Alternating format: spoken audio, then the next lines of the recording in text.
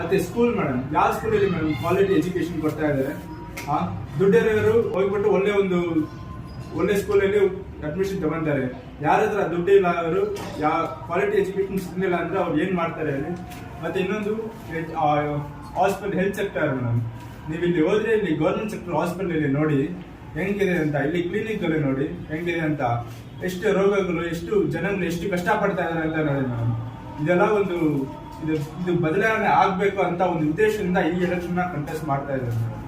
ಮತ್ತೆ ಯುವಕರಿಗೆ ಮೇಡಮ್, ಇವಾಗ youth progress, youth India is A Young nation madam. ಈ ಯಂಗ್ ನೇಷನ್ ಯೂತ್ ಅನ್ನ ಕ್ಲೀನಾಗಿ, ಈ ಪೊಟೆನ್ಶಿಯಲ್ ಅನ್ನ ನಾವು ಕ್ಲೀನಾಗಿ ರಿಯಲೈಸ್ ಮಾಡಬೇಕು ಅಂತ ಒಂದು ಇದೆ ಮೇಡಮ್. ಆದ್ರೆ ಈ ಪೊಟೆನ್ಶಿಯಲ್ ನಾವು ಇನ್ನ ಕ್ಲೀನಾಗಿ ರಿಯಲೈಸ್ ಮಾಡ್ತಾ ಇಲ್ಲ ಮೇಡಮ್. ಇವಾಗ ಯುವಕರು ಸ್ಕೂಲ್ ಮತ್ತೆ ಕಾಲೇಜ್ ಮುಗಿದು ಕೆಲ್ಸಕ್ಕೆ ಹೋದ ತಕ್ಷಣ ಅವಾಗ ಅವ್ರಿಗೆ ಸರಿಯಾದ ಒಂದು ಎಂಪ್ಲಾಯ್ಮೆಂಟ್ ಸಿಗ್ತಾ ಇಲ್ಲ.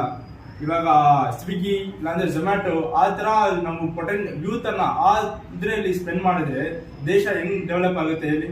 ಸೊ ನಾವು ಈ ಮ್ಯಾನುಫ್ಯಾಕ್ಚರಿಂಗ್ ಸೆಕ್ಟರ್ ಅನ್ನ ಫುಲ್ ಡೌನ್ ಇದೆ ಮೇಡಮ್.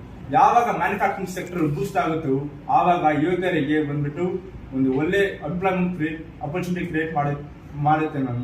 ಸೊ ನಾವು ಬೇಡ್ಕೊಳ್ಳೋದು ಒಂದೇ, ನಾವು ಯೂತ್ಗೋಸ್ಕರ ನಾವು ಫುಲ್ ಈ ಬದಲಾವಣೆ ತರಬೇಕಂತ ಒಂದು ಒಳ್ಳೆ ಉದ್ದೇಶದಿಂದ ನಾನು ಈ ಎಲೆಕ್ಷನ್ ನ ಕಂಟೆಸ್ಟ್ ಮಾಡ್ತಾ ಇದ್ದೀನಿ.